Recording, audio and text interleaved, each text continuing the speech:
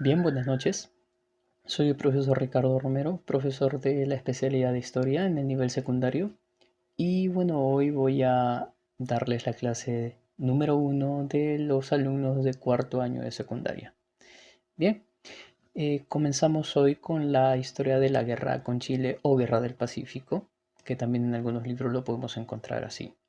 Bien, la historia de la guerra con Chile es larga, así que se decidió partir en dos partes. La primera parte lo vieron justo al finalizar el tercer año de secundaria. Y la segunda parte la van a ver ahora conmigo para cuarto año de secundaria. Así que, bueno, vamos a comenzar donde nos habíamos quedado. El libro lo podemos leer, claro está, en casa, no hay problema. Hay bastante información valiosa ahí, que es muy importante leerla también. Sin embargo, para no hacer largo el video, voy a utilizar yo un resumen que he elaborado. Y les sugiero que comiencen con este resumen porque este resumen les va a ayudar a entender algunos conceptos que en el libro hay. ¿Está bien? Así que vamos a arrancar de una vez. Bien, la guerra contra Chile, campaña terrestre y consecuencias. Antes de esto, quiero explicarles que hubo una campaña marítima en donde participó el almirante Miguel Grau con el Huáscar, el Monitor, y algunas otras embarcaciones como el buque La Unión y también la Independencia, que es otra fragata que nosotros perdimos dentro de la campaña marítima. Esa historia yo ya la había explicado el año pasado cuando estaban en tercer año. Sin embargo, ahora vamos a ver lo que continuaba.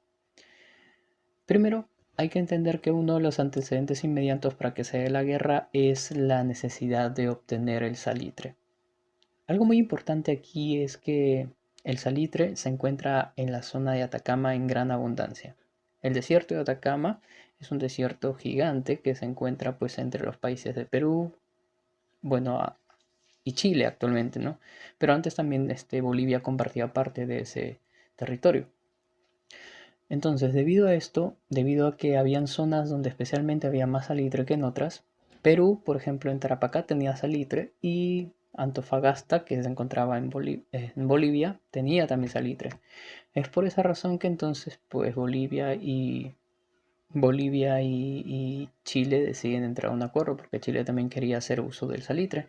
Así que hicieron un acuerdo, un tratado en el que Chile pues decidió vender el salitre de Bolivia a cambio de, bueno, de un impuesto, ¿no? Entonces Bolivia iba a cobrar un impuesto por esa venta que iba a hacer Chile y Chile iba también a recibir algunas ganancias, ¿no? Eso, como les digo, es el inicio de la guerra y eso ya lo hemos visto en tercer año. Vamos a ver entonces en qué continúa. Campaña de Tarapacá. Después de que Chile ha ganado a la Marina de Guerra del Perú en la parte del sur, entonces tomaron el control del mar del sur del Perú. Entonces, esto dio la oportunidad de que Chile pueda desembarcar tranquilamente en las tierras sureñas de nuestro país. Y el 27 de noviembre de 1879 se da la batalla de Tarapacá, donde, bueno, los soldados peruanos resisten arduamente a esta invasión y se da una victoria, pero quiero hablar que esta victoria en realidad era una victoria con sabor a pérdida. ¿Por qué? Porque a pesar de que los soldados peruanos lucharon para defender la ciudad de Tarapacá, tuvieron que retirarse debido a que las municiones no eran suficientes. O sea, ganaron en el primer ataque, sin embargo, después tuvieron que tomar la decisión de salirse de Tarapacá porque ya no había municiones suficientes, así que el Estado demoró bastante en la entrega de municiones en aquel momento para poder defender el sur del Perú. Entonces, así es la historia de esta batalla de Tarapacá. En el año de 1880 ya se dan las campañas de Tacna y Arica. La batalla de Tacna, el 26 de mayo de 1880, se lo conoce también como la batalla del Alto de la Alianza. ¿Por qué? Porque aquí es donde Perú y Bolivia van a poner un alto a su alianza, ya que Bolivia después de esta batalla decide retirarse de la guerra porque las pérdidas para ellos han sido suficientes, así que firman un tratado de paz, ¿no? Ahí uno de los Una de las disposiciones del Tratado de Paz entre Chile y Bolivia fue la entrega total de Antofagasta. Bien. Mientras tanto, Perú decide seguir con la guerra. Ya sabemos que Perú continúa en la guerra contra Chile, no ha firmado un tratado de paz, así que va a tener que defender el sur como sea. Francisco Bolognesi y Alfonso Ugarte se encontraban pues en Arica y van a defenderlo a muerte. Sabemos que Francisco Bolognesi ya era un soldado retirado, pero que tuvo que volver a la guerra porque era uno de los líderes más importantes en el sur y por eso movilizó gran cantidad de soldados. Al final ya sabemos que él muere. Hay un cuadro que representa cómo podría haber sido la muerte. Recuerden que solamente esos cuadros artísticos es basado en la imaginación del artista, en cómo él está tirado en el piso y quemando su último cartucho, como fue la frase última que él utilizó ante el general Baquedano, bueno, diciéndoselo al general Baquedano, ¿no? Tengo deberes sagrados que cumplir y los cumpliré hasta quemar el último cartucho. Alfonso Ugarte, ya sabemos que, bueno, se lanzó de Morrárica, aunque algunos afirman que no fue cierto, en realidad fue una especie de mito para poder generar un poco más de sentimiento nacional. Sin embargo, no voy a entrar a detallar en eso, no voy a ponerme a debatir sobre ello. Ya podemos investigar bastantes fuentes y podemos tener distintas opiniones, así que voy a poner ahí un alto y vamos a continuar. Bien. Negociaciones de paz. La primera negociación de paz entre Chile y Perú va a ser en el año 1880, luego que Estados Unidos interviene en la negociación, dando uso del barco La Caguana, que es un barco estadounidense donde los representantes de Perú y Chile se van a reunir para firmar una posible paz. Sin embargo, esta mediación fracasa porque los términos que ambos pedían no coincidían, no estaban de acuerdo, así que la guerra continuó. Campaña Lima. Aquí hay una parte en donde hay una parte de la historia que no está mencionada acá, pero el general Patricio Lynch, que era un general chileno, va a ser enviado para poder atacar las costas del Perú y así hacerse con las tierras azucareras que se encontraban en la parte norte del Perú y así estancar nuestra estabilidad económica y provocar que Perú entre a negociar de nuevo la paz, pues, ¿no?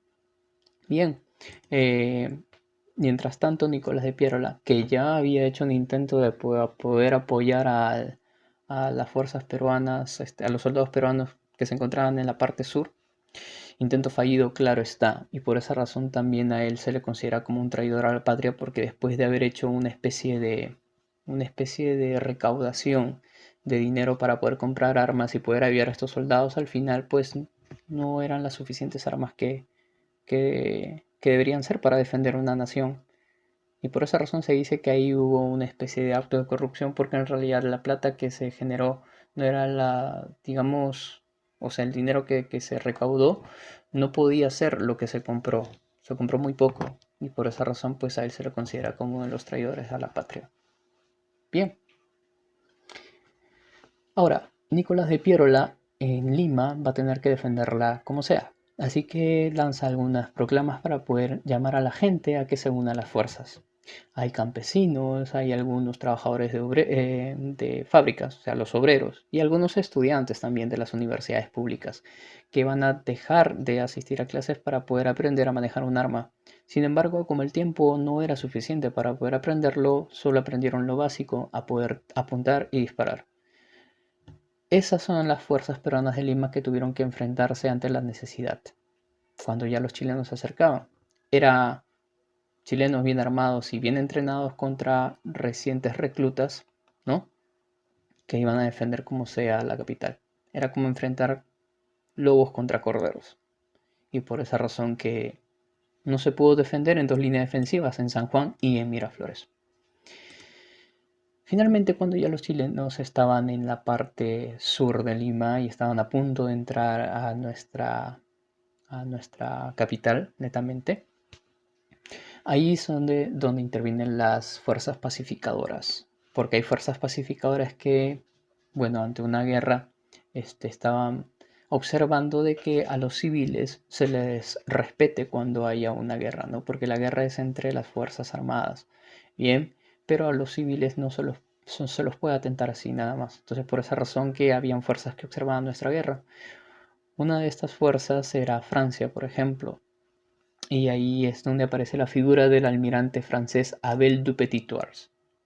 Este señor Albert du Petit-Thouars estaba a cargo de las fuerzas que se encontraban ahí, justo estancadas.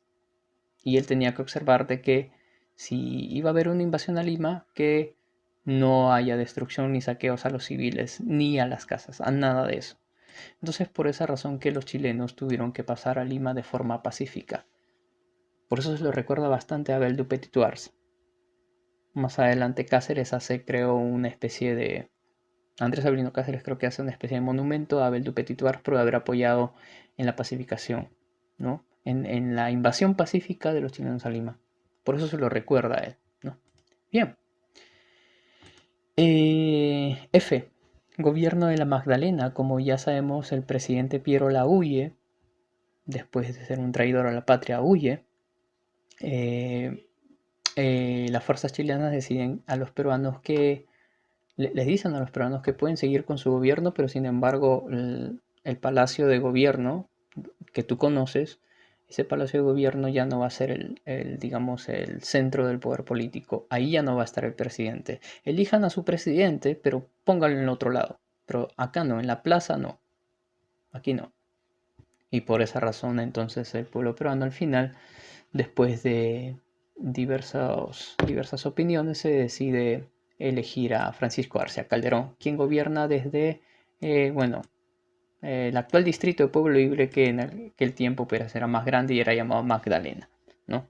Ahí está, Magdalena, Pueblo Libre. Ahí estaba entonces nuestro, digamos, palacio de gobierno.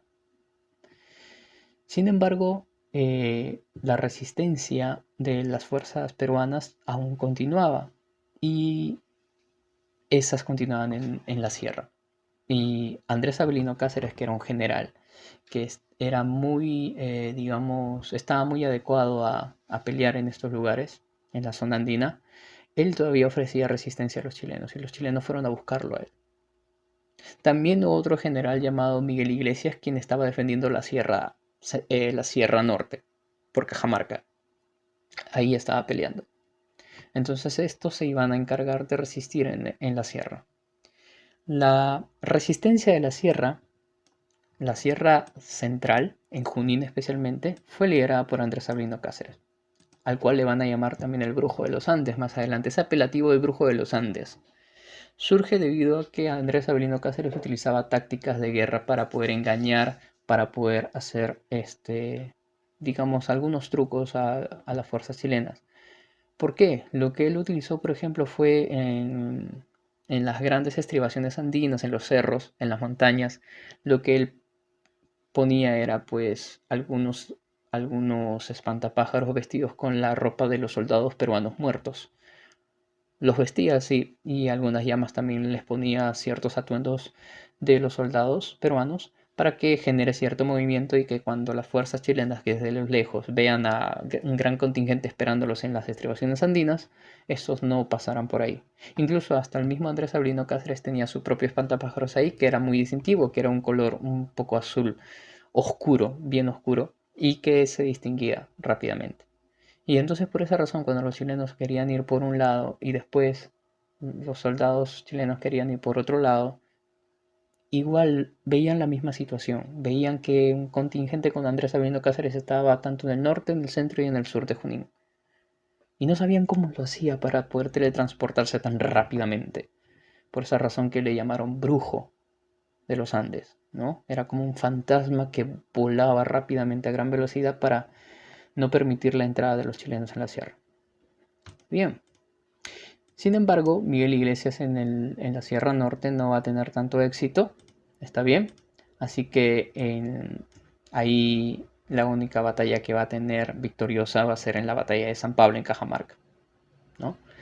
Y después de esa batalla, después el grito de Montán va a ser, digamos, el grito de paz que va a pedir Miguel Iglesias. Mientras tanto, Andrés Abrindo Cáceres seguía peleando en la Sierra Central. una de las últimas batallas que Andrés Ablindo Cáceres va a tener es la batalla de Huamachuco, el 10 de julio de 1883. Aquí uno de los principales líderes de las Fuerzas Armadas, Leoncio Prado, muere en la batalla, ¿no? Y por esa razón ahí sí podemos decir que la resistencia en la sierra se acaba. Sin embargo, esto no va a quedar muy bien para nosotros, porque si bien Miguel Iglesias pide firmar la paz desde la Hacienda Montán, ese tratado de paz no va a ser muy bueno para nosotros. Miguel Iglesias lo firma y se dice con el fin de que los chilenos más adelante lo reconozcan a él como presidente del Perú. Y por esa razón él lo firmó, con el fin de eso, ¿no? De ser reconocido presidente del Perú. Y ahí está, firmado por el presidente Miguel Iglesias. ¿Y cuáles son las disposiciones que se establecen en este tratado? Que Tacna y Arica serían ocupadas por Chile por 10 años. Tacna y Arica se van a entregar a Chile por 10 años hasta que después se haga un plebiscito. Después de que las cosas se calmen, después de que la gente reestructure la ciudad, se va a hacer un plebiscito. Un plebiscito es una consulta popular que hace uso del recurso de la libre determinación de los pueblos. Entérense de que los pueblos tienen un derecho que es la libre determinación de los pueblos, que significa que cada pueblo decide a qué país quiere pertenecer. Especialmente esto sucede más con los pueblos limítrofes. Ahí está, Tacna y Arica, ¿no? Eso sí va a ser después de 10 años. Eso nunca sucedió. Van a pasar más de esos 10 años y al final se va a hacer otro tratado en el cual al final Tacna pasa para el Perú y Arica se pasa para Chile. Ya ese es el Tratado de Lima, que eso ya lo vamos a ver mucho más adelante. Tarapacá sí pasa definitivamente a Chile. Ese es uno de los puntos que más le va a doler al Perú porque sabemos que Tarapacá es la ciudad salitrera por excelencia que tiene. Y eso sí se lo va a entregar definitivamente. ¿Está bien? Entonces, como decía en un chiste, Tarapacá ya no está acá, sino está para allá. No estará para acá, sino estará para allá. Perdón, es un chascarrillo nada más. Bien, bueno, eh, vamos a continuar ahora sí con el boletín. Lo tengo aquí ya abierto en PDF. Vamos a ir a las preguntas para poder resolverlas fácilmente. Yo creo que ya con anterioridad había realizado ya la resolución de ese boletín. Entonces, voy a utilizarlo para poder explicarles el porqué de las respuestas. ¿Está bien? No voy a simplemente a leerles las respuestas. La intención acá es saber por qué es esa respuesta. ¿Está claro? Bien. Esperamos a que cargue. Bien, acá está. Y vamos con la primera pregunta del boletín. Bien, dice, ¿quién fue el diplomático que consiguió la entrada pacífica del ejército chileno a Lima? Bueno, eso está claro, ¿no? Aquel francés almirante que se encontraba justo en aquel momento en Lima, ¿no? Abel du Petit-Thouars, miembro de las fuerzas pacificadoras, ¿no? Claro, cabe destacar que las fuerzas pacificadoras, pues, estaba Estados Unidos, Italia, Alemania, Inglaterra, esos especialmente. ¿Quién encabezó el gobierno de la Magdalena? ¿Se acuerdan? Ese presidente que gobernó desde Pueblo Libre, ¿no? Presidente Francisco García Calderón. 3. ¿Cuál fue la última batalla de la guerra con Chile? La última batalla, la batalla de Huamachuco, ¿no? Ahí donde fallece Leoncio Prado, habíamos visto, ¿no? La última batalla también de la resistencia de la sierra. 4. ¿Quién fue el líder de la campaña de la Breña? La campaña de la Breña se le conoce así también a la campaña de la Sierra Central. Esa es la campaña de la Breña. Y, claro, el Brujo de los Andes es el que lidera esto, ¿no? Andrés Avelino Cáceres. Ahora, lectura. La lectura La lectura que ustedes tienen en el boletín es una lectura que trata sobre cómo el director de la Biblioteca Nacional del Perú acusa de cómo ha sido una entrada salvaje a la biblioteca y ha habido quema de libros, también ha habido saqueo de los libros que se encontraban en la biblioteca por las fuerzas chilenas cuando llegaron a Lima. Bien, sabemos que algunos pueden estar en desacuerdo, especialmente de repente algunos amigos chilenos que de repente pueden ver el video, pueden decirme que no hubo saqueo y que no hubo quema de libros. Bueno, hay testimonios de que sí existió ello, ¿no? Pero algunos pueden desmentirlo y no vamos a entrar en detalle para pelearnos ahora, porque no estamos en una guerra, ¿no? Simplemente son nuevos tiempos y tenemos que entender que en aquel tiempo sucedieron tales cosas y bueno, fue aquel tiempo, no eres parte de esa historia, sino que hay que entender y hay que aprender de algunos errores que nosotros a veces cometemos en la historia. Perú también ha cometido errores, así como los demás países. Es por esa razón que aquí quiero hacer un alto antes de que les diga, este, es bueno que como países latinoamericanos cerremos esas heridas abiertas que aún continúan, ¿no? Ese odio injustificado entre algunos peruanos contra chilenos, chilenos contra bolivianos y así. Odio injustificado que tenemos a veces, incluso hasta nosotros mismos también. Entonces, creo que es hora de poder ver bien las cosas y darnos cuenta que esa historia fue una historia pasada y estamos hoy para resolverla como hermanos latinoamericanos. Bien, entonces, aquí cuenta de cómo fue pues en aquel momento el ataque a la Biblioteca Nacional. Y bueno, para resumirlo, entonces vamos a, vamos a ir a las respuestas porque con esto vamos a poder entender mejor el texto. ¿Quiénes consideraron a la Biblioteca Nacional como la primera de América? Según el texto, que si ustedes lo leen bien, dicen que los ilustrados, los hombres de letras, los viajeros que pasaban por Lima, decían que era una de las bibliotecas más grandes que había. No digo que era la más grande de todas, sino una de las más grandes, y que fue la primera de América. 2. ¿Qué entiendes por infrascrito? Según la lectura. Ahí en la lectura al principio dice, ¿no? El infrascrito. Cuando una carta o un texto inicia esto, el infrascrito significa el que escribe abajo, infra, abajo, escrito. El que escribe abajo. ¿Y quién escribe abajo? Manuel Odriozola. En una carta normalmente eso aparece, ¿no? El infrascrito, o sea, abajo va a poner mi nombre, ahí está. Ahí está, Manuel Odriozola. Bien, que era pues, ¿no? El director de la Biblioteca Nacional. Bien, 3. ¿Los libros representan material de guerra? ¿Sí o no? Ah, esta es una cuestión. ¿En una guerra vale todo?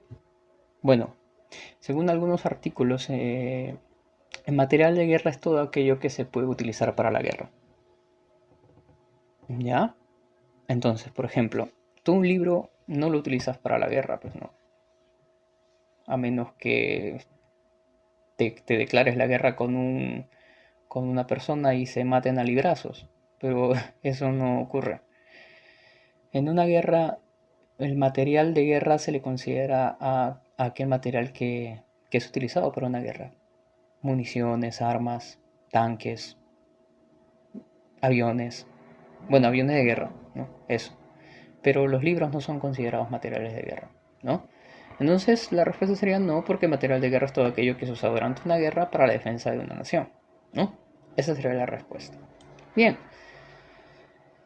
ahora vamos con B, el monitor Huáscar. Si nosotros vemos el libro, aquí podemos ver una foto del monitor Huáscar. Y este monitor Huáscar fue capturado por las fuerzas chilenas navales y fue llevado como trofeo de guerra. Y lo tienen actualmente ahí como un museo. Como un museo. Y quiero que entiendan algo. Por ejemplo, por mi opinión, eso es muy bueno. Porque le dan mantenimiento y conservan el patrimonio, que es cosa que deberíamos estar aprendiendo también, porque sabemos que lamentablemente hay algunos patrimonios nacionales que nos le está dando la reconstrucción y la protección de vida. Vamos a entrar con detalle aquí. Dice, ¿estás de acuerdo con la utilidad que los chilenos le dan el Huáscar en la actualidad? Por mi parte sí estoy de acuerdo.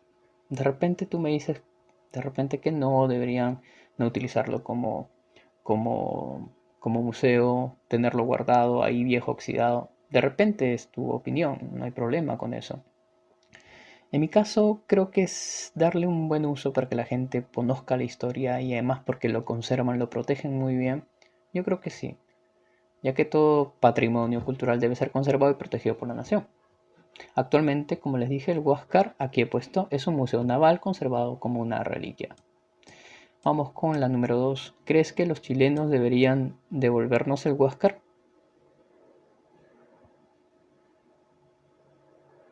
Eso hay que verlo con pinzas, porque si nos devuelven el Huáscar, ellos tendrían todo el derecho también de reclamarnos algunos buques de guerra que nosotros les hemos quitado durante la guerra.